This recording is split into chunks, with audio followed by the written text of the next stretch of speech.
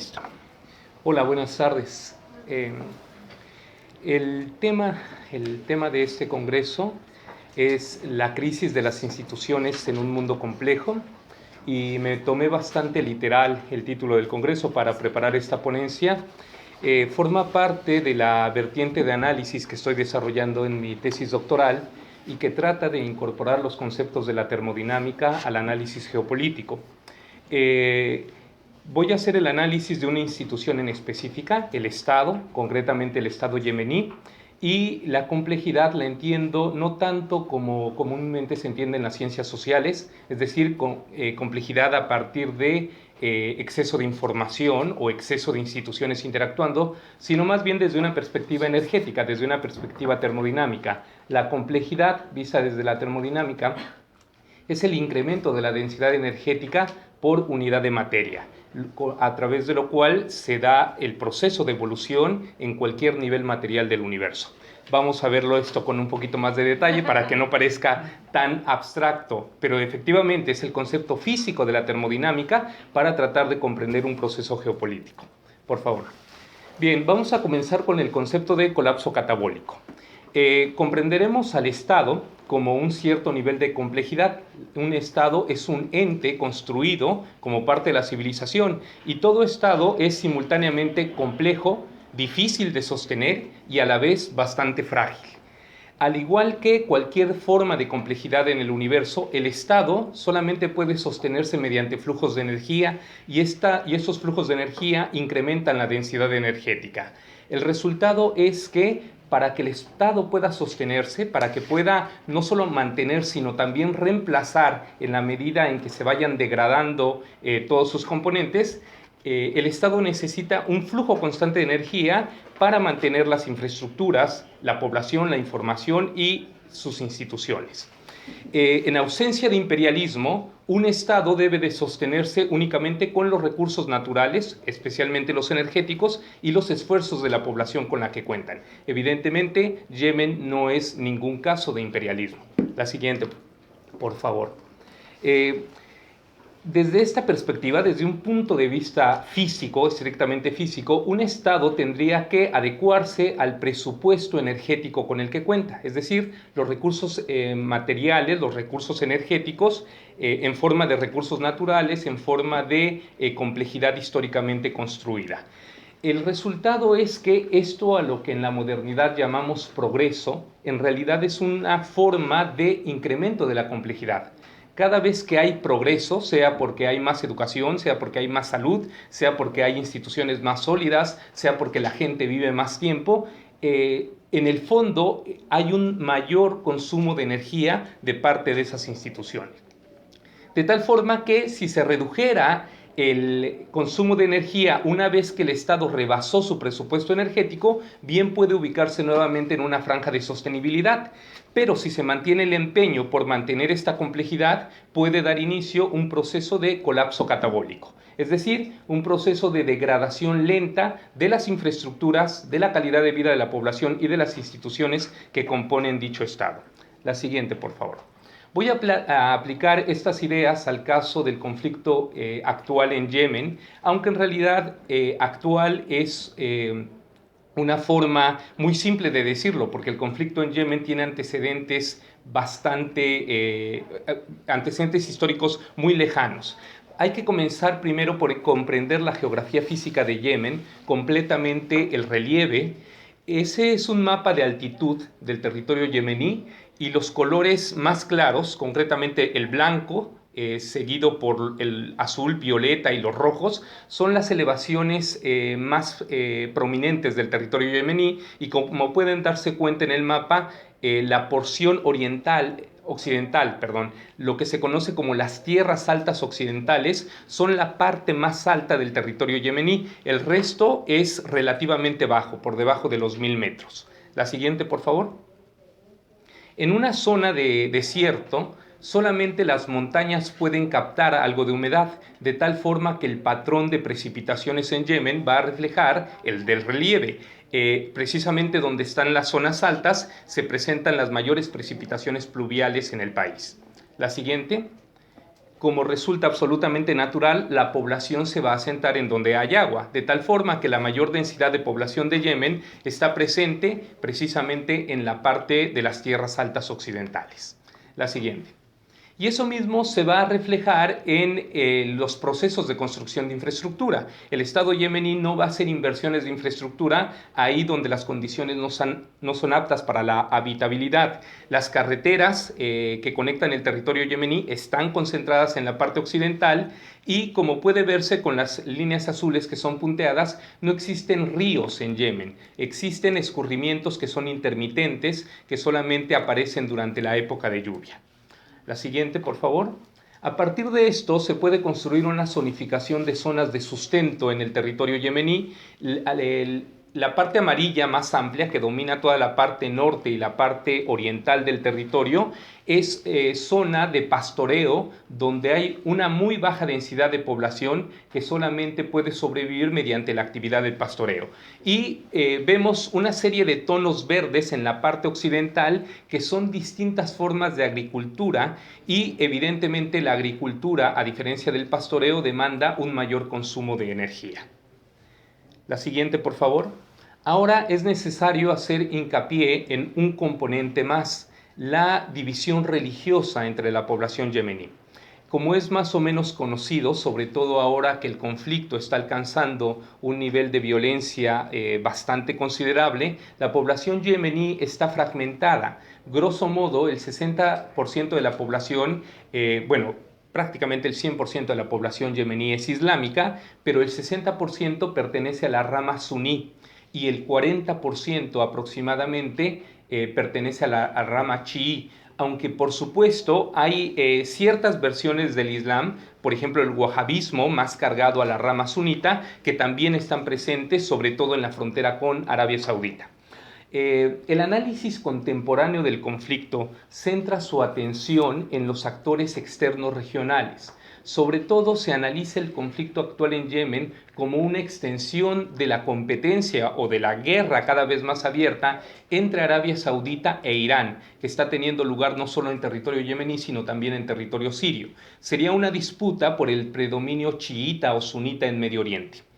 Aunque yo no desvaloro este tipo de análisis, considero que precisamente es el conflicto religioso, que en el fondo es un conflicto geopolítico, lo que está agravando la situación. En este trabajo yo estoy haciendo hincapié en la parte energética material, que me parece es el fundamento sobre el cual se desarrolla el conflicto.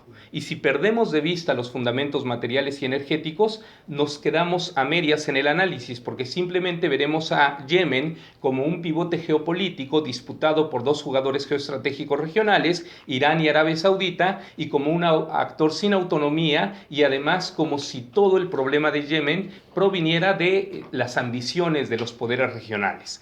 Aquí vamos a centrarnos en la situación interna de Yemen y cómo se está dando este proceso de degradación, que en realidad es un proceso en términos físicos de formación de entropía, a la que denomino colapso catabólico. La siguiente, por favor. Este gráfico muestra la producción de petróleo de Yemen. En 1954, Marion Hubert, un geólogo de Shell, desarrolló su teoría de la campana de Hubert, su teoría del pico de la producción del petróleo, y pronosticó que toda producción petrolera, ya sea de un campo, de una región, de un país e incluso la del mundo, termina por declinar. La pregunta es ¿cuándo y con qué intensidad declina? En realidad no es una teoría, es un hecho comprobado en numerosas ocasiones. Cantarell está declinando en forma de campana, la producción de Estados Unidos, excluyendo el tight oil que se obtiene por fracking, que es otro tipo de petróleo, también declina en forma de campana. Y por supuesto, lo que les estoy mostrando en el gráfico es la parte derecha de la campana de la producción de petróleo en Yemen. En 2001, Yemen alcanzó su pico de producción, el máximo de producción de petróleo, alrededor de 450,000 barriles diarios, y en lo que va del siglo XXI, la producción yemení viene cayendo constantemente. Estoy mostrando datos de tres instituciones distintas, de la Agencia Internacional de Energía, de la Administración de Información de Energía de los Estados Unidos y del Anuario Estadístico de BP, y en los tres casos el dibujo de la campana es consistente. ¿Qué pasa cuando un estado se queda sin petróleo? Sobre todo un estado acostumbrado a producir petróleo y a obtener la mayor parte de sus ingresos a partir de la exportación. Quedarse sin petróleo representa un verdadero problema. La siguiente, por favor. El asunto es que la producción va declinando, y que es la línea gruesa de arriba, y la línea de abajo es las exportaciones. Si declina la producción, declinan las exportaciones de Yemen y consecuentemente declinan sus ingresos por la exportación de petróleo. El consumo en el país se había mantenido en una meseta más o menos estable a lo largo de la década, pero a partir del año 2010 comienza a declinar aceleradamente. La siguiente, por favor.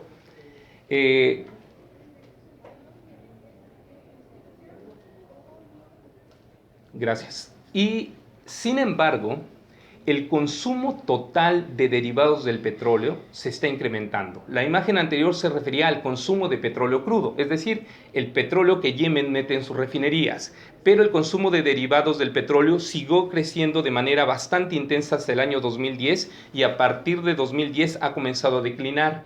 El resultado es que Yemen ha tenido que incrementar sus importaciones de derivados del petróleo, ¿de acuerdo? Entonces, no solamente están reduciéndose sus exportaciones de crudo, sino que además tiene que importar cada vez mayor cantidad de derivados. Y como se puede ver en la línea delgada negra de abajo, el consumo de derivados del petróleo en la producción agrícola se está intensificando. La siguiente, por favor. Y si vemos el otro gran uso de los derivados del petróleo es la producción de energía eléctrica en Yemen. La línea roja muestra cómo creció en lo que va del siglo XXI la producción de energía eléctrica en Yemen, pero cómo en realidad es una economía muy ineficiente, porque aunque genera bastante electricidad, prácticamente 700.000 millones de toneladas equivalentes de petróleo, lo que realmente puede consumir su economía son poco más de 400.000 toneladas de petróleo equivalente. Y la línea negra es el consumo en los hogares, es decir, que la mayor parte del incremento en el consumo eléctrico de Yemen no se debe a que se esté industrializando o su economía se esté intensificando, se debe a que la población está creciendo. La siguiente, por favor. Esta gráfica muestra, grosso modo, la población en Medio Oriente desde 2000 años antes de Cristo hasta la época actual. Y como podemos ver, Medio Oriente históricamente jamás había albergado a más de 50 millones de habitantes. Pero fue gracias a que se sacó la lotería del petróleo que la población en Medio Oriente pudo incrementarse notablemente, y en el siglo XX, de hecho, a inicios del siglo XXI, había más de 400 millones de habitantes en Medio Oriente, una cantidad que multiplica por 8 la población histórica de la región. Hay que destacar que a partir del año 1000, Medio Oriente, que fue la cuna de la civilización, entró en un proceso de cambio climático que incrementó la desertificación de la zona. Esto, por supuesto, afecta también a Yemen. En esta gráfica lo que podemos ver es el consumo de trigo, la línea gruesa de arriba, la importación de trigo, que es la línea negra punteada. Prácticamente Yemen importa todo el trigo que consume, su producción es muy poca, es la línea de abajo, y la línea roja representa el crecimiento de la población de Yemen. Para sintetizar el incremento de la población en Yemen, diremos que actualmente son prácticamente 25 millones de habitantes, para un país prácticamente desértico, una quinta parte de la población de México, y que en lo que va en los últimos 8 años, en promedio se incrementa 500.000 de personas a la población de Yemen cada año. La siguiente, por favor. El resultado es que empieza a haber reportes de crisis alimentaria. Entre más rojo, más intensa la crisis. Eso es al inicio del conflicto. La siguiente, por favor. Eso es en el verano, en julio de este año. La siguiente, por favor.